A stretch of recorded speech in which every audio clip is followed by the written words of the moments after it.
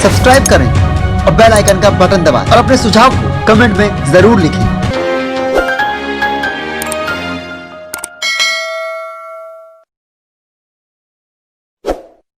Railway में GM power से apprentice की बहाली पर रोक के खिलाफ all India railway apprentice association अब सड़कों पर उतरेगी। रेलवे युवाओं को तकनीकी क्षेत्र में रोजगार देने और कुशल सक्षम कामगार तैयार करने के लिए अप्रेंटिस कराती है और रेलवे के जनरल मैनेजर के पावर से अप्रेंटिस किए हुए कुशल प्रशिक्षित को 100% रेलवे में नौकरी दी जाती थी। लेकिन अब सरकार के नए नियम के तहत अब इन अप्रेंटिस का समायोजन सामान्य बहाली में मात्र 20% होती है। एक और जहां रेलवे में नई बहाली नहीं हो रही है, वहीं दूसरी ओर अप्रेंटिस के द्वारा प्रशिक्षित युवाओं को रेलवे नौकरी से दूर रख रही है। ऐसे में प्रधानमंत्री नरेंद्र मोदी जी का सपना होगा स्किल इंडिया, बढ़ेगा इंडिया कैसे साकार होगा। आज इन्हीं मुद्दे पर होगी हमारी बड़ी बहस।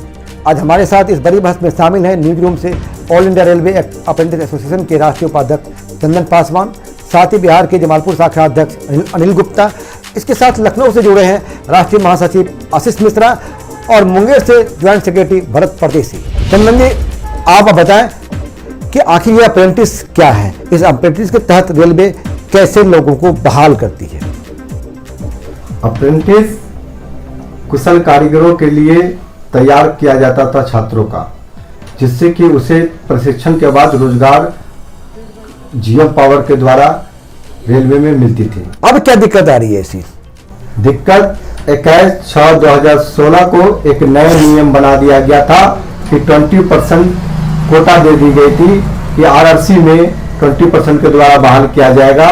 उसकी प्रक्रिया डबल कर देने के कारण से छात्रों पर एग्जाम का डबल बोझ पड़ रहा है। उसके बाद सरकार के पास एग्जाम का भी कोई साधन नहीं रहने के कारण से इसकी लंबी प्रक्रिया में रुकावट बन गई। मतलब ये कि पहले जो अप्रेंटिस होता था, उसके बाद अप्रेंटिस किए हुए प्रशिक्षित को जीएम पावर के तहत डायरेक्ट बहाली होती थी, लेकिन अब जो है ये इस प्रक्रिया में मात्र कोटा जो दिया गया 20% का, और साथ ही एक और देखने को यह भी मिल रहा है हिंदुस्तान में कि बहाली रेलवे में नहीं हो रही है। क्या आप लोग ये डर सता रहा है कि अभी जो बहाली नहीं रही इसके तहत आपके प्रशिक्षित जो अप्रेंटिस वाले हैं वो बेरोजगार रह जाएंगे? 20% का जो कोटा जो दिया गया है आरआरसी में, आप देख सकते हैं लंबे दिनों से आरआरसी की प्रक्रिया बंद है। तो कहीं न इसमें एक और समस्या आती है कि जो प्रक्रिया बंद है, बहाली नहीं हो रही है, तो इसमें कुछ ऐसे भी छात्र होंगे, कुछ ऐसे भी प्रशिक्षित होंगे आपके पास में जिनकी उम्र सीमा भी खत्म हो रही है। बिल्कुल, सरकार प्रशिक्षण दिलवाने के बाद एक उम्र सीमा होती है, छात्रों की एक उम्र सीमा होती है, 30 से 32 साल ही छात्र जीवन होता है।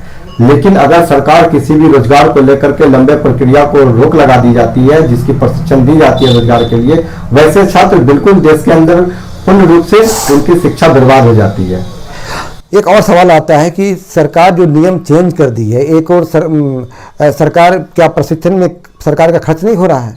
बिल्कुल, ये जो प्रशिक्षण दी जाती है रेलवे के अंदर, उसमें केंद्र सरकार और राज्य सरकार अपना जनता का टैक्स का पैसा का उसमें प्रयोग करती है, जिसका कि जनाधार बिल्कुल अगर जो व्यर्थ जा रहा है उससे सही मायने में रोजगार नहीं मिल रही है, तो वैसे जनता का टैक्स का पैसा सरकार को बर्बाद नहीं करनी चाहिए, वैसे काम में पैसे को लगाने चाहिए जिससे कि देश के उज्जवल भविष्य में तय हो सके।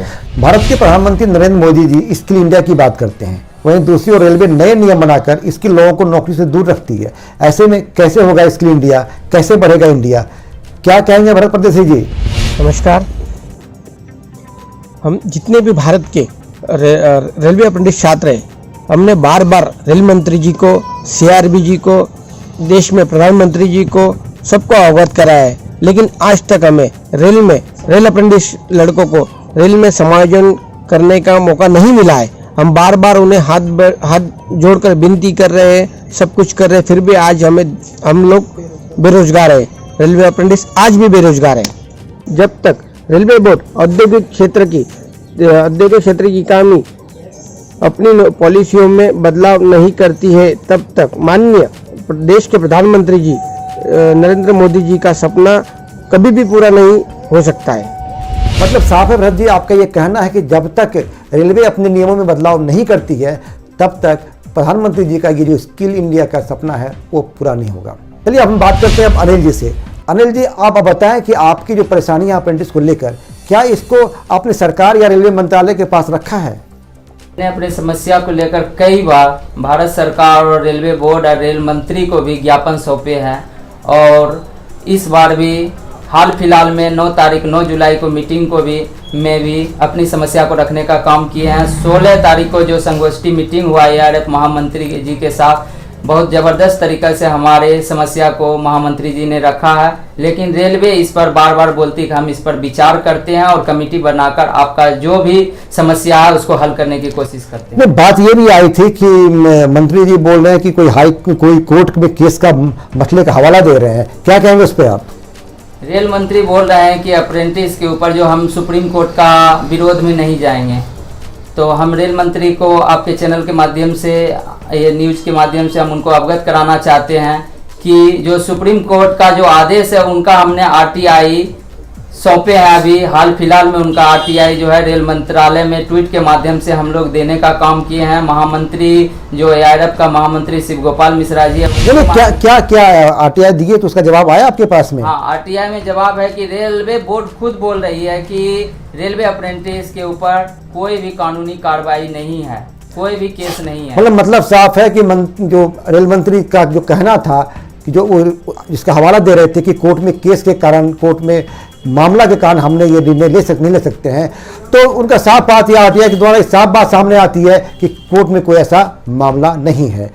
अब जो है अगर सरकार आपकी बातें नहीं मानती है तो आप लोग क्या निर्णय लेंगे, क्या कहेंगे इसमें? आशीष मिश्रा जी, आप अगर आपने एक सवाल ये भी संजीव जी बहुत अच्छा पूछा है कि अगर सरकार हमारी बात को नहीं मानती है तो, अगर सरकार हमारी बात को नहीं मानती है तो हम लोग ट्विटर के माध्यम से भारत सरकार तक, देश के सभी मुखियाओं तक जो रेल अप्रेंटिसेस की बात को सुनते हैं, मानते हैं, जानते हैं और पहचानते भी हैं, तो उन सभी लोगों को ट्विटर के माध्यम से भी अपनी बात को रखा जा रहा है। वर्चुअल मीटिंग के माध्यम से पूरे भारत के एक रेल अप्रेंटिस को जोड़ा जा रहा है। और अगर हमारी बात को कोरोना महामारी के दौर में जो हम लोगों ने 1 साल तक बिना मान्यता के देश सेवा करने का, रेल सेवा करने का, सैनिटाइजेशन का जो दौर चल रहा है, ऐसे दौर में जो कोच वेंटिलेटर्स बनाए जा रहे हैं उसमें सैनिटाइजर से लेकर रखरखाव से लेकर हर तरीके के दायित्व की मांग की है और निःशुल्क सेवा 1 साल तक करने के पश्चात रेल में समायोजन की मांग की है। अगर सरकार हम लोगों की बात को नहीं मानती है, नहीं सुनती है,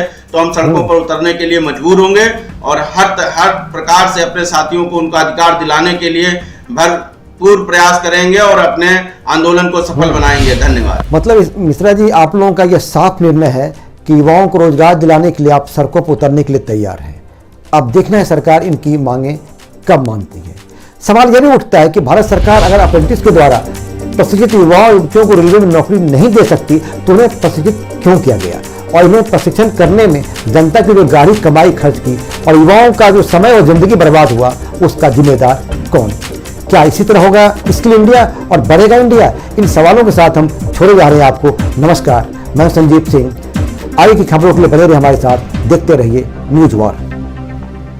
सब्सक्राइब करें और बेल आइकन का बटन दबाएं और अपने सुझाव को कमेंट में जरूर लिखें।